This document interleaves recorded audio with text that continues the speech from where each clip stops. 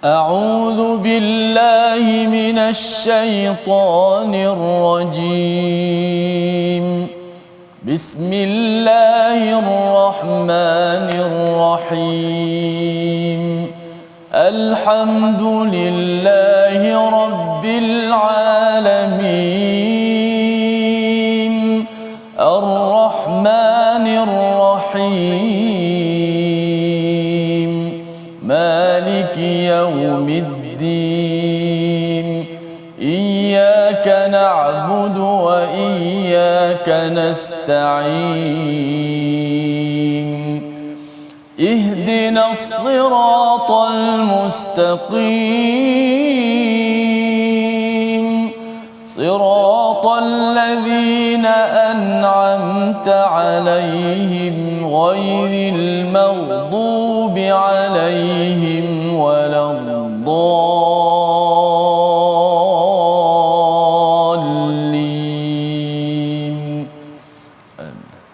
Assalamualaikum warahmatullahi wabarakatuh. Alhamdulillah wassalatu wassalamu ala Rasulillah wa ala alihi wa man wala syada la ilaha illallah syada Muhammadan abduhu wa rasuluhu. Allahumma salli ala sayidina Muhammad wa ala alihi wa sahbihi ajma'in. Amma ba'du. Apa khabar tuan-tuan dan puan yang dirahmati Allah sekalian? Kita bertemu dalam My Quran Time, baca faham amal pada hari ini. Kita berada pada Ramadan yang ke-29.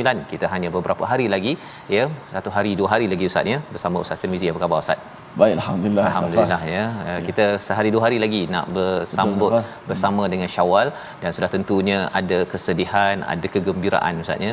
Sedih kerana Ramadan sudah berada di hujung, ya. Gembiranya itu kerana ada Syawal.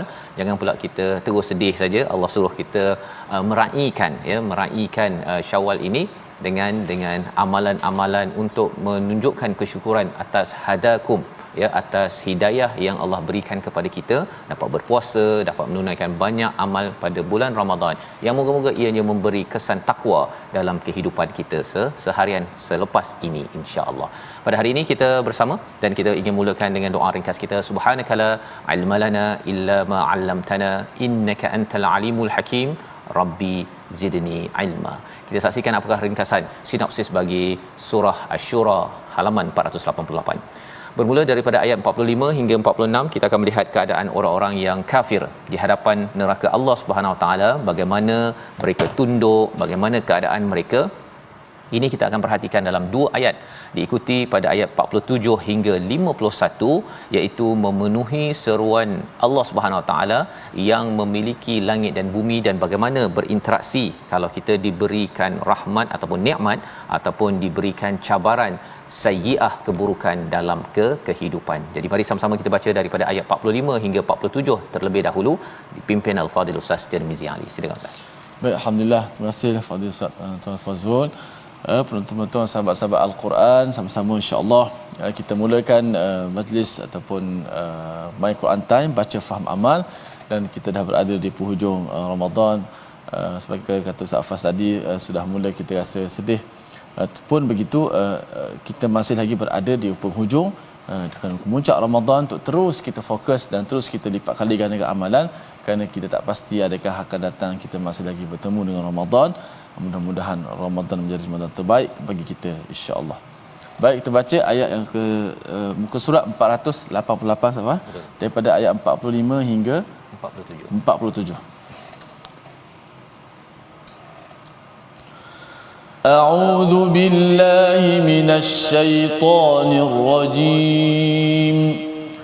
وتراهم يعرضون عليها خاشعين من الذل ينظرون من طرف خفي وقال الذين آمنوا إن الخاسرين الذين خسروا أنفسهم إن الخاسرين الذين خسروا أنفسهم وأهليهم يوم القيامة ألا إن الظالمين في عذاب مقيم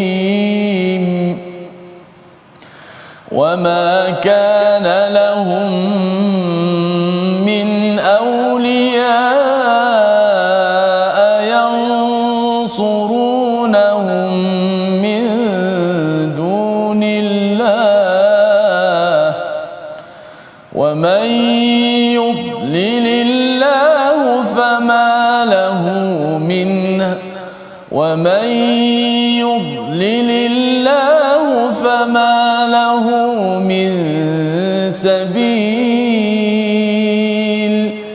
استجيبوا لربكم من قبل أن يأتي يوم لا مرد له من الله ما لكم من ملجأ يومئذ وما لكم من نكير صدق الله Surah Al-Azim, gitulah bacaan daripada ayat 45 hingga 47 sebentar tadi, menyambung kepada apa yang telah kita ikuti, bagaimana Allah nyatakan pada ayat 44 semalam, iaitu barang siapa dibiarkan sesat oleh Allah maka tidak ada baginya pelindung setelah itu. Kamu akan melihat orang yang zalim ketika mereka melihat azab berkata, apakah ada jalan untuk kembali? Adakah jalan untuk kembali ke dunia untuk beramal, menambah amal yang ada? Malah kalau kita berada pada Ramadan ini Ustaz ya, berbaki sehari 2 hari ini pun kita perlu manfaatkan. Kerana apa? Kerana ia adalah peluang untuk kita menambah amal yang mempunyai ganjaran yang besar. Tak nak nanti sampai satu hari nanti kita mengatakan bahawa saya nak kembali balik pada bulan Ramadan untuk saya beramal ya. Perkara ini sebagai pelajaran daripada ayat yang kita bincangkan semalam. Dan pada hari ini kita melihat kepada apakah realiti di akhirat itu untuk kita ambil pelajaran agar kita tidak menjadi seperti dalam ayat 45, wa tarahum yu'raduna 'alaiha khashi'ina minadh-dhul, iaitu pada hari itu mereka dihadapkan kepada azab Allah, dan pada waktu itu apa yang berlaku? Mereka khusyuk ya atas kehinaan yang berlaku kerana banyak derhaka, banyak silap yang dibuat, jenayah yang dibuat semasa di dunia. Ini yang kita boleh perhatikan kalau orang dekat penjara Ustaz ni, mahkamah bila disabitkan kesalahan, orang itu akan tutup muka ya, malu, walaupun dulu dialah yang amat bangga masuk ke Facebook, masuk ke beri ucapan dan sebagainya untuk membuat sesuatu rosak dan jenayah dalam sesebuah negara. Jadi ini adalah sesuatu yang berlaku di akhirat yang kita harapkan kita tidak jadi begini tuan-tuan ya, kita tidak jadi begini ya. Yang dzuruna min tarfin khafi, iaitu mereka melihat neraka itu dalam keadaan yang lesu sambil pandang anak mata ya, maksudnya dengan gitu, pasal ia amat menakutkan ya. Seperti kalau katakan ada orang yang digantung kan, digantung kerana kes bunuh ke ataupun kes mengedarkan dadah dan sebagainya. Kalau kita diberikan peluang untuk tengok kepada orang itu didenda dengan digantung, kita pun tak larat Ustaz. Betul ya, kita nak tengok dia datang ke situ dan kemudian dan akhirnya kalau ada yang guna kaedah bawahnya itu akan ditarik kan, dan akhirnya begitu ya, kita boleh bayangkan sajalah, tapi kita tak mampu bila apatah lagi kalau katakan lidah terjelir, darah memercik dan sebagainya. Perkara-perkara itu adalah amat-amat mendebarkan. Dan pada waktu ini orang-orang yang pernah berbuat derhaka dan tidak bertaubat itu, orang-orang kufur, akan melihat secara letih, lesu dan menggunakan hujung pandangan mata sahaja. Bagaimana pula orang yang beriman? Allah nyatakan, wa qala allazina amanu innal khasirina allazina khasiru anfusahum wa ahlihim yaumal qiyamah, iaitu orang beriman bercakap, memang rugilah orang-orang yang rugi ya. Mereka rugi bukan sekadar untuk diri mereka tetapi juga merugikan ahli keluarga mereka Ustaz ya. Ahli keluarga masuk ke dalam neraka itu, naudzubillah min zalik, dia bukan sekadar untuk diri mereka, untuk keluarga mereka juga. Apa kaitannya? Kalau seseorang itu dia rugi pada diri, kita tahu bahawa dia diazab. Tetapi apa kaitan dengan ahli keluarga? Kalau ahli keluarganya juga dia tidak didik dengan Quran, tidak ajak untuk solat, dia tidak tegur kepada perkara-perkara yang tidak betul, maka akhirnya ahli keluarga juga ke dalam neraka. Dua-dua tak ada manfaat. Dua-dua diberikan azab oleh Allah. Dan kalau ahli keluarga itu beriman dan akhirnya masuk syurga, maka terpisahlah mereka selama-lamanya Ustaz. Yang seorang akan pergi ke syurga terus aman kerana committed dengan Quran, committed dengan solat. Yang seorang lagi ini kerana pecah amanah, rasuah, tidak sembahyang, tidak baca Quran, maka akhirnya terpisah ahli keluarga. Walaupun kita mungkin hari ini raya Ustaznya dapat pakai baju sedondon tu kan, sama warna, gembira, bergambar bersama, rupanya gambar itu hanyalah di dunia kerana tidak memperjuangkan iman, tidak memperjuangkan iman. Dan ini pelajaran untuk saya, sama-sama kita tuan-tuan ya, kita mengingatkan kalau ada ahli keluarga kita yang mungkin tidak solat, masih lagi tidak suka baca Quran, kita kena cuba buat sesuatu ya, kita doa banyak-banyak, ajak, kerana kita tidak mahu jadi orang yang rugi ya, jadi orang yang rugi kerana terpisah daripada ahli keluarga. Dan kita sudah pun tahu bahawa di dunia ini penuh ujian, tak naklah lagi banyak ujian bila sampai di akhirat. Di hujung itu Allah menyatakan ala innadh-dhalimina fi adzabim muqim. Sesungguhnya orang yang zalim itu berada pada azab yang kekal. Muqim ini macam kita mukim Ustaz, duduk dalam satu kawasan tu kan, kita bermukim. Jadi bermukim di tempat yang azab, rumah tak cantik, rumah bocor, mesti kita nak pindahnya, tetapi tidak boleh pindah lagi bila sudah sampai ke dalam azab yang sengsara ini, kerana iman ini sesuatu yang amat berharga. Yang ini yang kita cuba laksanakan dengan kita mendalami Quran dalam setiap hari ini. Kita terus ajak pada bulan Ramadan dan seterusnya pada bulan Syawal yang mendatang. Ayat 46 Allah menyatakan tentang apa lagi kesan kepada mereka yang zalim. Zalim ini maksudnya satu menzalimi diri sendiri, satu lagi zalim pada orang lain Ustaz ya. Zalim mendera orang lain. Apa jadi pada mereka? Wa makana lahum min awliya yansurunahum min dunillah, iaitu mereka itu tidak ada pelindung, tidak ada siapa yang dapat menolong mereka. Tak ada peguam bela 10 orang, 20 orang, 30 orang, tak ada, dia nak seorang pun tak mampu untuk membela. Kerana apa? Masing-masing pada waktu ini. Wa may yudlilillah, ya, siapa yang disesatkan Allah, fama lahu min sabil, iaitu mereka itu tidak akan dapat lagi jalan untuk kembali kepada hidayah Allah Subhanahu Wa Taala. Jadi ini penting untuk kita beritahu kepada diri kita, kalau perkara-perkara kezaliman itu berlaku dalam diri, dalam masyarakat, dalam keluarga, rupa-rupanya tidak ada lagi orang yang akan menjadi pembela, pelindung. Dan yang keduanya, tak ada orang nak tolong Ustaz. Tak ada orang nak tolong ya, kerana pada waktu itu masing-masing nak lepas diri ya, masing-masing nak lepas diri. Dan mudah ceritanya lah, kalau katakan kita dah lemas ya, dah lemas, masing-masing akan selamatkan diri je, walaupun dia sayang kepada anak ke apa sebagainya, tetapi akhirnya kalau ayah tak selamatkan diri dia sendiri pun akan lemas, dan akhirnya orang-orang lain juga akan lemas. Itu pelajaran yang kita ambil daripada ayat 46. Ayat 47 Allah beritahu nak buat apa. Nak buat apa untuk kita elak perkara ini. Ayat 47 kita baca sekali lagi untuk kita sama-sama menghayati, melaksanakan, terutama di hujung Ramadan ini, istiqamah selepas ini. Silakan Ustaz. Baik, insya-Allah penting untuk kita dapat istiqamah selepas daripada Ramadan. Kerana bulan Ramadan kalau kita rajin beramal, semangat, dia tak pelik sangat, sebab bulan Ramadan ni semua orang pakat beramal belaka. Betul. Semua orang pergi masjid, semua orang puasa. Jadi kekuatan tu jadi kuat, suasana tu dah membantu. Tapi kalau lepas Ramadan, kalau kita boleh berjaya meneruskan, itu satu benda yang sangat berharga. Kita baca ayat yang ke-47. Auzubillahi minasyaitanir rajim. Istajibu li rabbikum min qabli an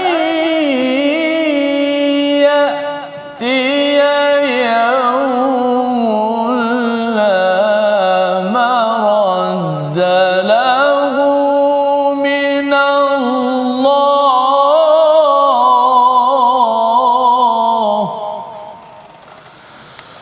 ma lakum min malja'in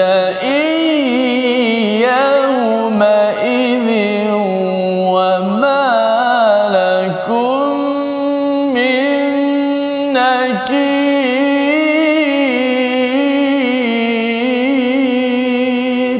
Sadaqallah. Surah Nazim. Patuhilah seruan Tuhanmu sebelum datang suatu hari yang tidak dapat ditolak atas perintah Allah Subhanahu Wa Taala. Pada hari itu kamu tidak dapat berlindung, tempat berlindung, dan tidak pula dapat mengingkari dosa-dosamu. Jadi ada 3 perkara penting kita diingatkan dalam ayat ini. Awalnya Allah kata istajibu li rabbikum min qabl, ya. iaitu kita jawablah, kita patuhlah kepada seruan Allah Subhanahu Wa Taala, serius ya, serius dalam mematuhi peraturan Allah. Ada yang kata kita dah Ramadan habis ustaz ya, Syawal nanti kita main-main jelah kan, happy lah kan kata kena happy dengan happy itu lain kan. Kalau kita happy kita bergelar farah ya, nanti kita akan tengok ayatnya ada perkataan itu. Kalau farah dan marah sebelum ini ya, sehingga kan kita sombong dan juga bongkak ya dengan apa yang ada, maka dan apatah lagi bila cakap tentang ada makanan, ada kereta dan rumah dan sebagainya yang besar, maka pada waktu itu ia ditegur oleh Allah Subhanahu taala. Jadi maksudnya Ramadan kita serius dalam melakukan ibadah, maka ia perlu diteruskan ya. Kita doakan sama-sama, saya tuan-tuan sekalian, kita dapat serius. Istajibu li rabbikum min qabl. Kalau waktu Ramadan kita jawab azan ustaz ni terus sembahyang, Syawal sama juga kan. Walaupun ada lemang, ada kuih, ketupat, sate, semuanya kita kena bersilat juga untuk pastikan pergi solat awal waktu juga. Itu tandanya istajibu li rabbikum min qabl an ya'tiya yaumul la maraddalah ya, iaitu sebelum datang hari yang tidak dapat ditolak ya, la maraddalahu minallah, yang tidak dapat ditolak daripada Allah Subhanahu taala. Bercakap tentang la maraddalah ini ustaz, dia lebih kurang macam kalau dah banjir ya, masa hari tu kan section 19 dekat Shah Alam tu, bila air dah naik tu kita tengok jelah, tak boleh buat apa pun ya, dia akan naik, dan kalau katakan dia nak masuk rumah tak boleh dah, la maraddalah, tidak boleh ditolak. Maka itu yang berlaku bila dah sampai hari pembalasan, maka waktu itu kita pasrah saja. Tetapi Allah kata peluang ada selagi nafas ataupun hayat di kandung padan ini, sebelum berlaku peristiwa itu sila bertindak serius menjawab apa yang Allah seru di dalam kehidupan kita ya, bila azan, bila kita perlu pergi umrah, haji, buat baik dan sebagainya, amanah di tempat kerja, semua itu kita perlu buat dan jawab, laksanakannya sekarang. Malakum min malja'im yauma idzin wa malakum min nakir ya, tambahan lagi malakum min malja'in. Apa maksud malja'in yauma idzin ini?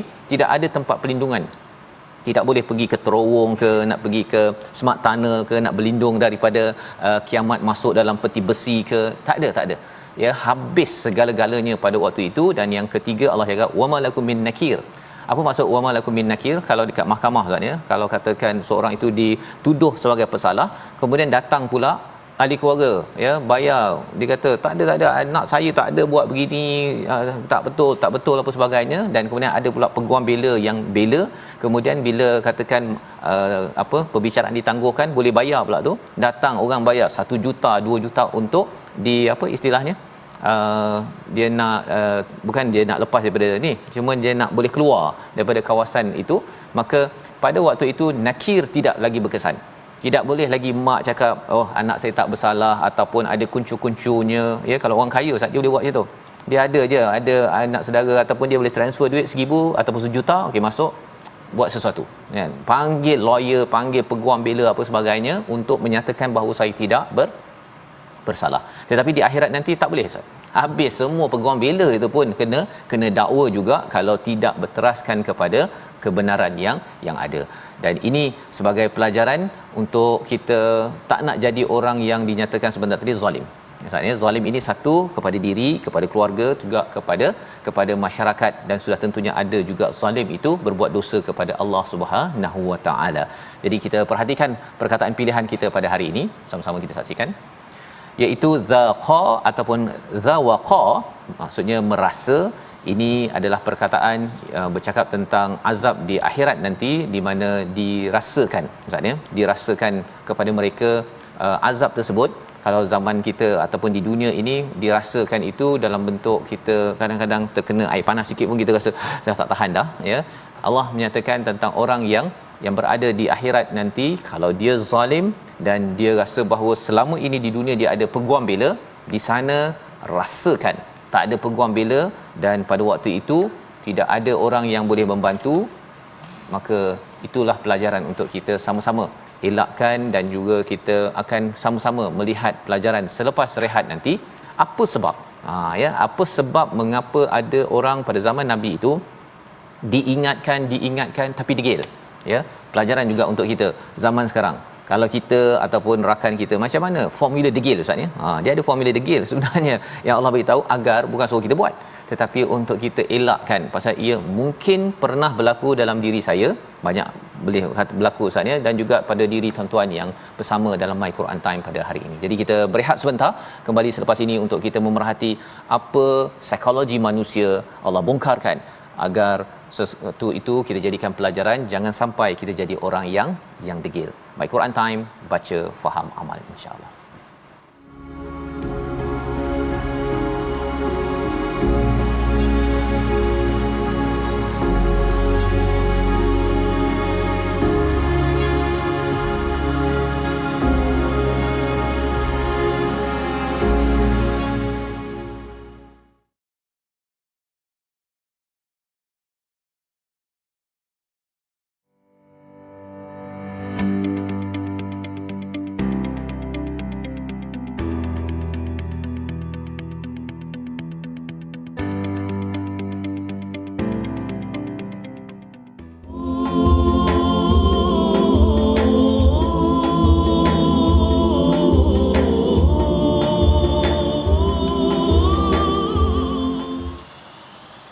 لله ملك السماوات والأرض يخلق ما يشاء يهب لمن يشاء إناثا ويهب لمن يشاء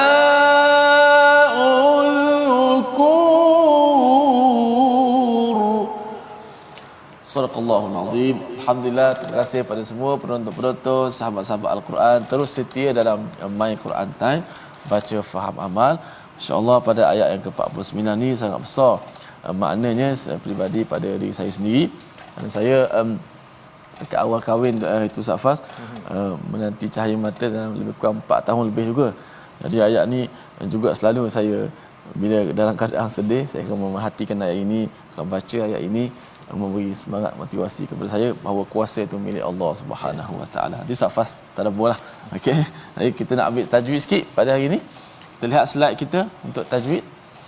Inna alaika illal balagh, sempurnakan huruf ghain ketika waqaf. Banyak juga di kalangan kita baca Quran huruf ghain di hujung melakukan sedikit kesalahan. Kesalahan pertama ialah menipiskan ghain tu. Illal balagh. Ramai baca gitu. Dia bukan balagh, balagh tebal. Balagh bukan, yang salahnya balagh, menipiskan ghain.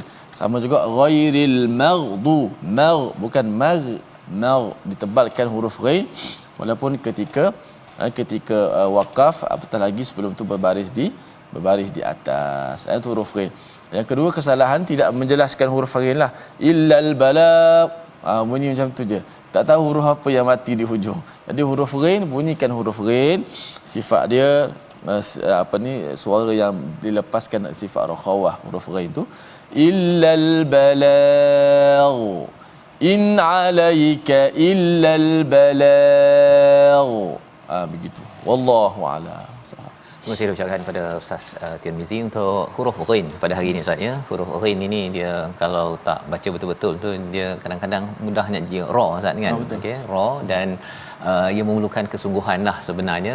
Satu huruf yang istimewa dalam bahasa Arab ya, walaupun mungkin adalah dalam bahasa Perancis mungkin ada Ustaz ya, bunyi ra begitu tu, untuk sama-sama kita menghargai dan baca dengan lebih jelas insya-Allah.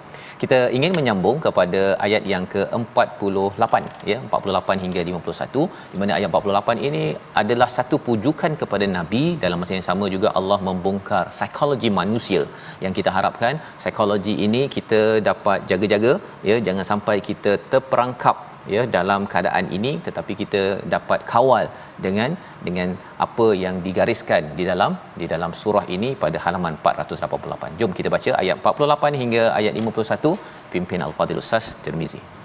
Baik, sama-sama kita baca ayat 48 hingga 51 muka surat 488 ini. Tarannum jiharkah insya-Allah. أعوذ بالله من الشيطان الرجيم فإن أعرضوا فما أرسلناك عليهم حفيظا إن عليك إلا البلاغ وإنا إذا أذقنا الإنسان منا رحمة فرح بها وإن تصبهم سيئة بما قدمت أيديهم فإن الإنسان كفور لله ملك السماوات والأرض يخلق ما يشاء يهب لمن يشاء إناثا ويهب لمن يشاء الذكور أو يزوجهم ذكرانا وإناثا ويجعل من يشاء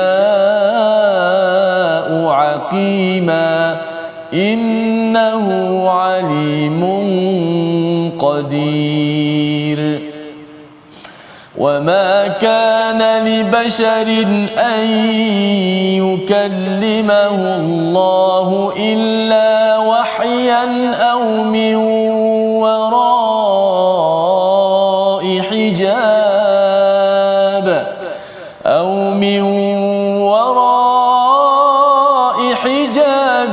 أو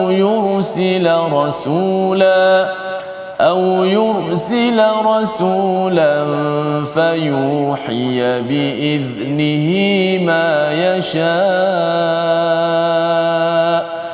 إنه علي حكيم. صدق الله.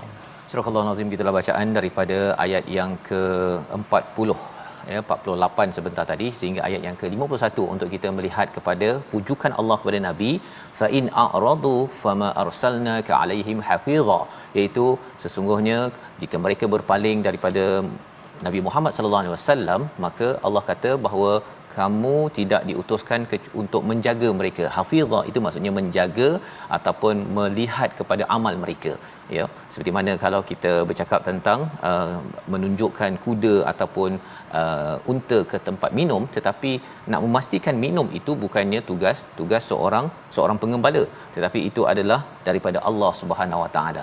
Jadi Allah pujuk kepada Nabi, pujuk kepada kita dalam kehidupan kita ini, kita tidak menjaga amal orang, maksudnya kita bukannya bila kita dah ingatkan kemudian kita nak pastikan dia ikut 100% dengan apa yang kita sebutkan, tetapi mungkin ada masa senggangnya yang dia mungkin bukan hari ini, bukan besok lusa, tetapi seruan dakwah itu telah kita sampaikan seperti mana yang Nabi diajarkan dalam ayat ini. Tetapi bagi orang yang menangguhkan, ya, ataupun yang tidak mahu menyampaikan ini, kita tengok sekali lagi seruan Allah, inna alaika illal bala, tugas bagi Nabi hanyalah menyampaikan. Dan sebab manusia ini layan tak layan, ikut tak ikut kepada seruan kebaikan, Allah nyatakan wa inna idza adzaqnal insana minna rahmatan fariha biha, ya, iaitu apabila seseorang itu diberikan rasa, ya, rahmat, dapat kebaikan, maksudnya dapat sesuatu anugerah lah, pada waktu itu ialah seorang manusia itu dia mudah untuk fariha biha, ya, dia suka untuk farah, ya, farah. Jadi itu sebabnya farah dalam al-Quran ini kebanyakannya negatif, Ustaz. Tak boleh overjoy, tidak boleh melampau gembira, tapi ada yang dibenarkan, iaitu kalau farah kepada siapa, Ustaz? Farah kepada Al-Quran. Dia bukan farah kepada farah. Ya, farah kepada orang, kepada apa, harta ke apa, itu kita ambil sekadarnya, tetapi jangan kita melampau-lampau. Tanda farah itu ialah apabila kita ambil masa yang banyak, mengingatnya banyak, menguruskannya banyak, berbanding dengan apa yang disuruh oleh Allah SWT. Tapi kalau farah dengan Al-Quran, maka itu yang digalakkan. banyakkan masa bersama dengan al-Quran, kaji, baca, faham dan kita beramal dengan al-Quran. Itu okey. Sebagaimana dinyatakan dalam surah Yunus ayat yang ke-58. Baik. Tetapi kalau perkara yang tak baik berlaku, ya, wa in tusibhum sayyi'atum bima qaddamat aydihim fa innal insana kafur. Jika mereka ditimpa dengan keburukan, tadi rahmat, satu dapat rahmat, dia rasa wah saya punya ilmu yang menyebabkan saya dapat kejayaan ini. Bila kita dapat rahmat ustaz, ya, balik kampung, ya, mungkin apa yang berlaku pada orang yang farah, yang kita harapkan bukan kita, dia gembira sangat bapa balik kampung ustaz, dia balik dan dia makan dan dia minum, dia beraya sampai lupa sembahyang. Betul, apa lagi, dia lupa nak baca Quran dah. Quran sebulan Syawal habis kan, pasal apa? Pasal farah. Itu petanda-petanda yang kita doakan keluarga kita, ya, anak-anak kita, adik-adik mungkin cuti seminggu, jangan sampai kita bergelar farah, ya, jangan bergelar farah. Dan kalau ada ke orang yang begini, apa jadi kalau dia dapat rahmat, dia gembira sangat, tapi dapat keburukan, apa jadi pada dia? Allah nyatakan bima qaddamat aydihim, dengan sebab apa yang mereka buat itu, fa innal insana kafur, mereka kufur, sehingga kan mereka mempersalahkan Allah Subhanahu taala. Mengapa Allah bagi ujian Covid pada saya sehingga kan orang yang saya sayangi pergi? Mengapa Allah bagi ujian pada saya saja, tak bagi pada dia? Semua perkara-perkara itu adalah tanda seorang yang kafur. Mengapa jadi begitu? Kerana dia tak jaga emosi Ustaz. Dia tak jaga emosinya, dan emosi kita ini tuan-tuan dijaga oleh apa? Keimanan kita kepada al-Quran. Ya, dengan iman kita pada Allah, pada al-Quran, pada 6 rukun iman yang ada, emosi kita terkawal. Pasal apa? Pasal ini adalah daerah kawalan.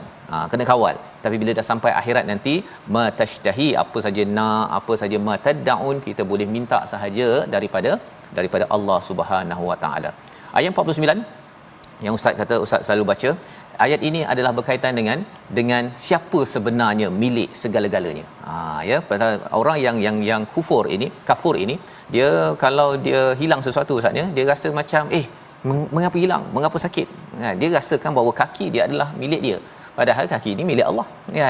Apa sahaja, ya, pasangan kita, kereta kita, pekerjaan kita, semua milik Allah. Tetapi bila seseorang itu sudah tercantum ataupun terpikat dengan apa yang Allah berikan, dia ingat rahmat itu adalah dia punya, sehingga kan dia kufur dan tidak memberikan kesedaran ataupun sedar bahawa ini sebenarnya Allah Subhanahu taala yang punya. Jadi Allah ingatkan, lillahi mulkus samawati wal ard, milik Allah lah segala apa yang ada di langit yang di bumi.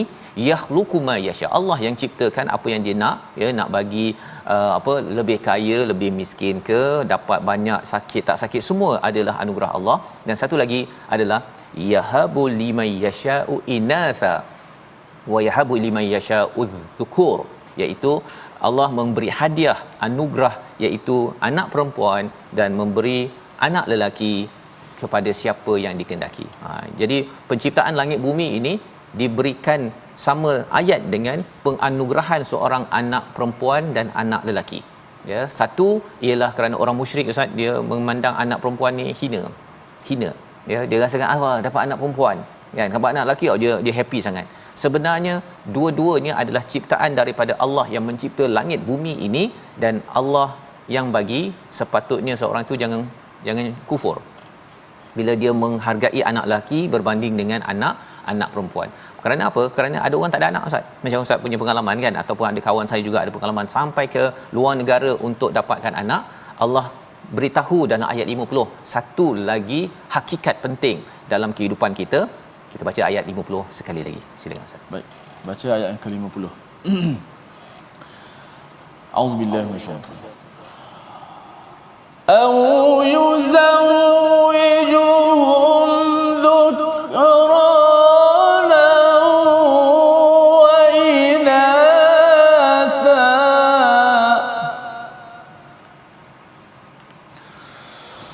أو يزوجهم ذكرانا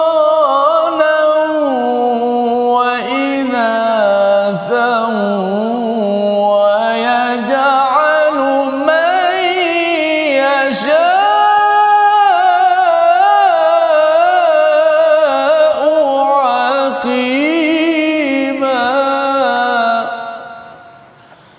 إنه عليم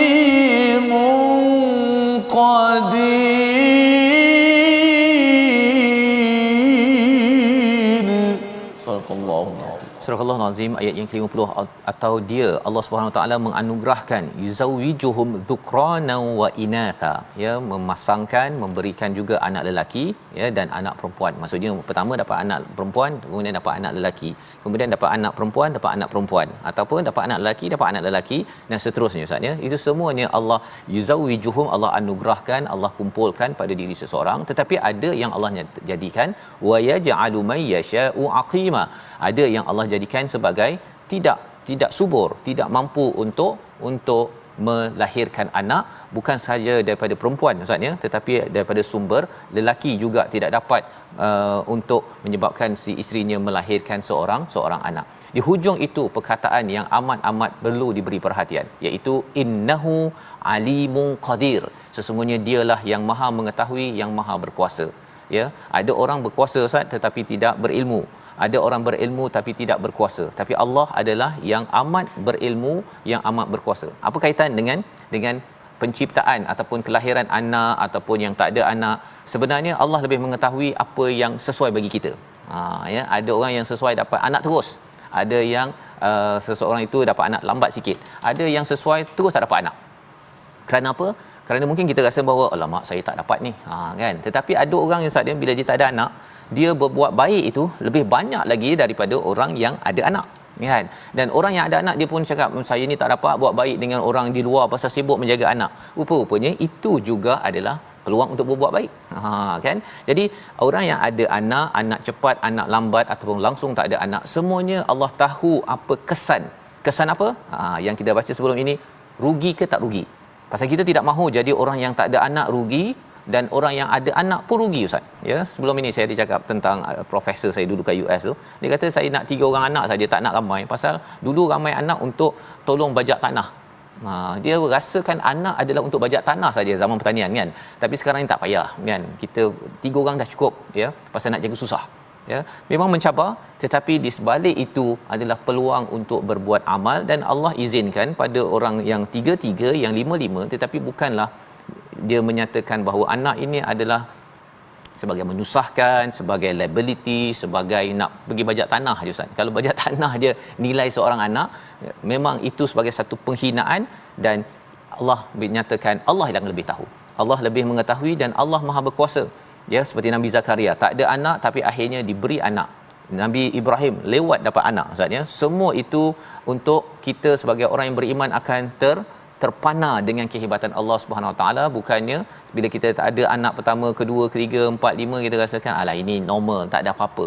Ia adalah satu tanda keimanan, dan sekaligus ia adalah amanah, ya. Iman dan amanah ini akan beriringan untuk kita tunaikan yang terbaik apabila kita dianugerahkan pasangan dan juga anak di dalam kehidupan kita. Wama kana li basharin, ya, iaitu di akhirnya, dan tidak layak bagi seorang manusia berbicara dengan Allah kecuali dengan perantaraan wahyu atau daripada belakang tabir atau dengan mengutus utusan, iaitu malaikat dengan izinnya. Sesungguhnya dia maha tinggi lagi maha bijaksana. Selepas Allah menyatakan Allah ini mengetahui dan Allah ini amat berkuasa, Allah bawakan tentang wahyu, ya. Allah bawakan tentang wahyu. Mengapa? Kerana dengan wahyu inilah kita dapat menunaikan amanah Ustaz, ya. Tadi nak anak, kan, nak anak, maka dengan wahyu kita dapat tunaikan amanah, membawa kepada iman. Itu yang kita akan bincang esok, bagaimana Allah menyatakan kitab dan iman ini seiringan. Kalau tidak, Nabi pun tak tahu pasal kitab dan iman. Dan kita, ayah ibu yang ada anak, ya, ataupun yang belum berkahwin, macam mana kita nak bawa kepada keluarga yang membawa pada iman? Sudah tentunya asasnya daripada Quran sebagai sumber cahaya. Kita tidak mahu kita gembira di atas dunia kerana menyambut anak kita, kan, tetapi rupa-rupanya di akhirat mukanya ataupun kita akan diistilahkan pada ayat 45 tadi al-khasirin. Kerana apa? Kerana terpisah daripada pasangan dan anak yang ada, termasuklah juga berbuat perkara-perkara yang menyalahi syirik kepada Allah sebagaimana Allah tegur pada ayat yang ke-45 sebentar tadi. Membawa pada resolusi kita pada hari ini, kita saksikan. Yang pertama, jangan zalimi diri sendiri dan tidak melakukan perbuatan syirik yang akhirnya memberi kesan kepada keluarga kita. Yang pertama. Yang kedua, kita sampaikan dakwah, dan sebar kebaikan bagi meneruskan legasi Nabi Muhammad sallallahu alaihi wasallam sebagaimana dalam ayat 48, teruskan sampai, kerana kita tidak menjaga amalan orang lain, tak jaga rezeki orang lain, tak jaga hidayah orang lain, sampaikan sahaja. Itu peranan kita. Jangan sampai kita kecewa ataupun kita pula berbuat dosa lain kerana kecewa orang tak ikut kepada apa yang diperintahkan. Yang ketiga, yakini kerahsiaan Allah dengan jalan syariat yang betul, iaitu apabila kita tahu bahawa segala apa yang ada, penciptaan langit dan bumi, siapa dapat anak tak dapat anak, semuanya itu kekuasaan Allah. Bagaimana kita mendepani kepada semua perkara itu? Kita ikuti dengan perkara syariat. Bukannya kita jumpa bomoh dan dapat anak, bukan jumpa bomoh untuk kita berjaya, bukan jumpa bomoh untuk mengelakkan hujan kerana nak buat kenduri pada bulan Syawal yang akan datang nanti. Kita berdoa bersama insya-Allah. Bismillahirrahmanirrahim. Alhamdulillahi rabbil alamin. Wassalatu wassalamu ala asyrafil anbiya'i wal mursalin wa ala alihi wa sahbihi ajma'in. Allahumma ya Rahman ya Rahim ya Karim ya Azim. La ilaha illallah rabbul arshil azim. لا إله إلا الله رب السماوات السبع ورب العرش الكريم. سبحان الله وبحمده عدد خلقه ورضا نفسه وزنة عرشه ومداد كلماته. اللهم إنا نعوذ بك من جهد البلاء ودرك الشقاء وسوء القضاء وشماتة الأعداء. اغفر لنا الذنوب التي تنزل البلاء، واغفر لنا الذنوب التي تحجب الدعاء، يا من ذكره دواء وقاعته شفاء، يا رب الأرض والسماء. يا الله يا الله لا تعذبنا لا تعذبنا فلا نقوى على عذابك. نرجو رحمتك ونخشى عذابك. اللهم وأجرنا من النار، اللهم أجرنا من النار، اللهم وأجرنا من النار. اللهم إنك عفو تحب العفو فاعف عنا. اللهم إنك عفو تحب العفو فاعف عنا يا كريم. وصلى الله على سيدنا محمد وعلى آله وصحبه وسلم، والحمد لله رب العالمين. Amin amin ya rabbal alamin. Moga-moga Allah mengurniakan, mengabulkan doa kita pada hari ini. Yang kita doakan Ramadan kita pada tahun ini adalah doa Ramadan yang penuh dengan doa kehambaan kita kepada Allah Subhanahu taala, kerana kita tahu bahawa Allah lah pencipta langit dan bumi. Yang perlu kita sebarkan kesedaran ini kepada seluruh masyarakat dengan tabung gerakan Al-Quran. Satu usaha untuk kita memastikan infak yang kita letakkan ini membawa nilai Al-Quran sehingga ramai tahu Al-Quran adalah sumber cahaya sebagai sumber rahmat daripada Allah Subhanahu Wa Taala yang menyebabkan kita makin tunduk dan tidak berlaku farah dan tidak berlaku kafur sebagaimana Allah nyatakan pada ayat 48 sebentar tadi. Jadi kita bertemu lagi pada halaman akhir surah Asy-Syura pada hari esok insya-Allah, dan kita akan menyambung kepada surah baru, surah Az-Zukhruf yang penuh dengan panduan bagaimana menguruskan dunia kita insya-Allah. Kita bertemu lagi My Quran Time, baca faham amal insya-Allah.